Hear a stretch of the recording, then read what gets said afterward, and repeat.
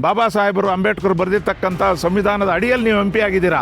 RSS ಬರೆದಿರ್ತಕ್ಕಂಥ ಪುಸ್ತಕದ ಅಡಿಯಲ್ಲ. ಸುಬ್ರಹ್ಮಣ್ಯ ಸ್ವಾಮಿ ಅವರು ಕೂಡ ಅನೇಕ ಬಾರಿ ಹೇಳ್ಕೊಂಡು ಬಂದಿದ್ದಾರೆ, ಈ RSS ಸಂಘಟನೆ ದೇಶಕ್ಕೆ ಮಾರಕವಾಗಿದೆ. ಈ ನೆಲದ ಕಾನೂನನ್ನು ಗೌರವ ಮಾಡಬೇಕು ಪ್ರತಿಯೊಬ್ಬರು.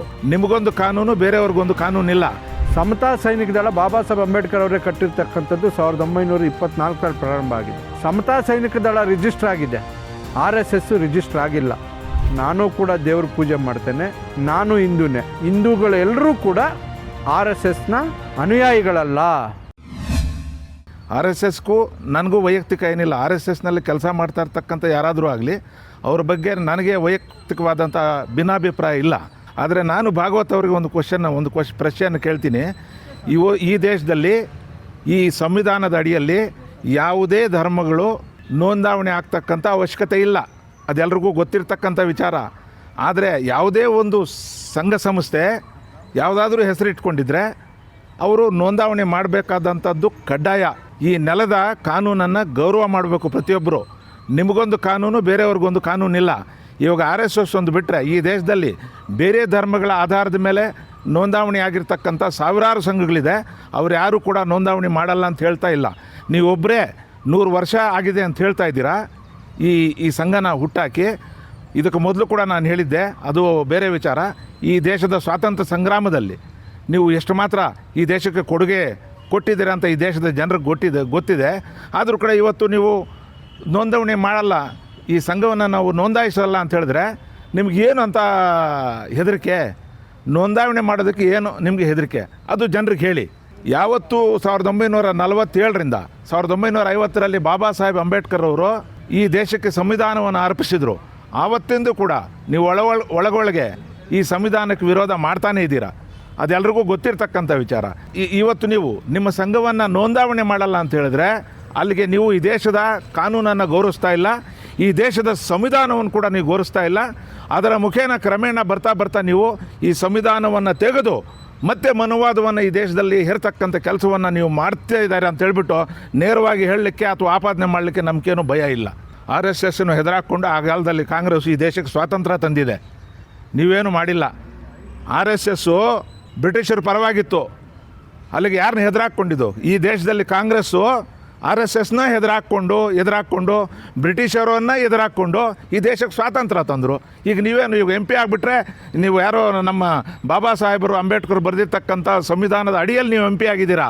RSS ಬರೆದಿರ್ತಕ್ಕಂಥ ಪುಸ್ತಕದ ಅಡಿಯಲ್ಲ ಜಿಗಜಿಣಿಯವರು MP ಆಗಿರೋದು.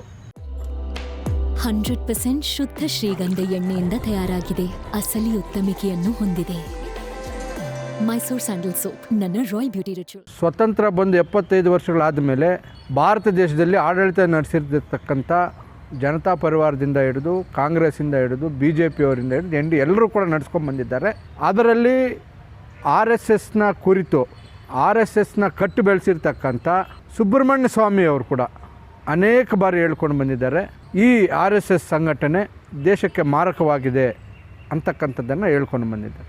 ಅದೇ ರೀತಿಯಾಗಿ CPMನವರು ಕೂಡ ಹೇಳಿದ್ದಾರೆ. CPMನವರು ಕೂಡ ಆಡಳಿತ ನಡೆಸ್ತಾ ಇದ್ದಂಥ ಸಂದರ್ಭದಲ್ಲಿ ಪ್ರಕಾಶ್ ಕಾರಟ್ರವರು ಪತ್ರವನ್ನು ಬರೆದಿದ್ದಾರೆ. ಅದೇ ರೀತಿಯಾಗಿ ಕಾಂಗ್ರೆಸ್ಸು ಕೂಡ ಮೊದಲಿನಿಂದನೂ ಕೂಡ ಯಾವ ಮನುಸ್ಮೃತಿಯ ಆಧಾರದ ಮೇಲೆ RSS ನಡೀತಾ ಇದೆಯೋ ಅದನ್ನು ಆಗಿಂದಾಗೆ ಖಂಡಿಸ್ಕೊಂಡು ಬರ್ತಾ ಇದ್ದಾರೆ. RSSಸು 1926ರಲ್ಲಿ ಪ್ರಾರಂಭ ಆಗಿದೆ. ಸಮತಾ ಸೈನಿಕ ದಳ ಬಾಬಾ ಸಾಹೇಬ್ ಅಂಬೇಡ್ಕರ್ ಅವರೇ ಕಟ್ಟಿರ್ತಕ್ಕಂಥದ್ದು 1924ರಲ್ಲಿ ಪ್ರಾರಂಭ ಆಗಿದೆ. ಸಮತಾ ಸೈನಿಕ ದಳ ರಿಜಿಸ್ಟರ್ ಆಗಿದೆ, RSS ರಿಜಿಸ್ಟರ್ ಆಗಿಲ್ಲ. ರಿಜಿಸ್ಟರ್ ಆಗೋದು ನೋಂದಣಿ ಮಾಡಿಕೊಂಡ್ರೆ ಲೆಕ್ಕ ಸಿಗುತ್ತೆ ಅಂತಕ್ಕಂಥದ್ದಷ್ಟೇ ಉದ್ದೇಶ. ಯಾವ ಹೋರಾಟ ಮಾಡ್ತಾಯಿದ್ದಾರೆ, ಯಾತಕ್ಕೆ ಹೋರಾಟ ಮಾಡ್ತಾಯಿದ್ದಾರೆ, ಅದರದ್ದೇ ಅದು ಒಂದು ಲೆಕ್ಕ ಇರ್ತೈತೆ. ಭಾಗವತ್ ಅವರು ಹೇಳ್ತಾ ಇದ್ದಾರೆ, ಹಿಂದೂ ಸಂಘ RSSನ ನೋಂದಣಿ ಮಾಡೋದಂದರೆ ನಾವು ಹಿಂದೂ ಸಂಘಟನೆಯನ್ನು ನೋಂದಣಿ ಮಾಡ್ದಂಗೆ, ಹಿಂದುತ್ವವನ್ನು ನೋಂದಣಿ ಮಾಡ್ದಂಗೆ. ನಾನು ಹೇಳಲಿಕ್ಕೆ ಬಯಸ್ತೇನೆ, ನಾನು ಕೂಡ ಅಪ್ಪಟ ಹಿಂದೂ, ನಾನು ಕೂಡ ದೇವ್ರ ಪೂಜೆ ಮಾಡ್ತೇನೆ, ನಾನು ಹಿಂದೂನೇ. ಹಿಂದೂಗಳೆಲ್ಲರೂ ಕೂಡ RSSನ ಅನುಯಾಯಿಗಳಲ್ಲ. ಹಿಂದೂಗಳೆಲ್ಲರೂ ಕೂಡ RSSನ ಅನುಯಾಯಿಗಳಲ್ಲದೆ ಇರೋದರಿಂದ ನೀವು ಈ ಮಾತನ್ನು ಹೇಳಿರ್ತಕ್ಕಂಥದ್ದು ಸಂವಿಧಾನಕ್ಕೆ ದ್ರೋಹ ಬಗೆದಂತೆ.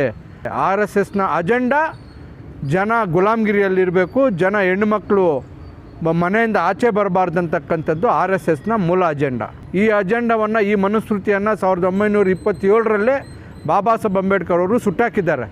ಆದ್ದರಿಂದ ದಯವಿಟ್ಟು RSS ಉಟ್ಕೊಂಡಿರ್ತಕ್ಕಂಥದ್ದೇ ಬಾಬಾ ಸಾಹೇಬರ ಅಂಬೇಡ್ಕರ್ ಅವರ ಆಲೋಚನೆಗಳಿಗೆ ವಿರುದ್ಧವಾಗಿ RSSನ ಎಲ್ಲ ಪ್ರಮುಖರಲ್ಲೂ ಮನವಿ ಮಾಡ್ತಾ ಇದ್ದೇನೆ. ನಾನು ನಿಮಗೆ ಸಂವಿಧಾನದ ಮೇಲೆ, ಈ ದೇಶದ ಕಾನೂನಿನ ಮೇಲೆ, ನೆಲದ ಕಾನೂನಿನ ಮೇಲೆ ಗೌರವ ಇದ್ದರೆ ದಯಮಾಡಿ ಈ ಕೂಡಲೇ ನೀವು RSSನ ನೋಂದಣಿ ಮಾಡಿ ಪ್ರಿಯಾಂಕಾ ಖರ್ಗೆ ಅವರು ಹೇಳಿರ್ತಕ್ಕಂಥದ್ದಕ್ಕೆ ಸಹಮತ ಕೊಡಬೇಕಂತೇಳಿ ನಾನು ಒತ್ತಾಯ ಮಾಡ್ತೇನೆ.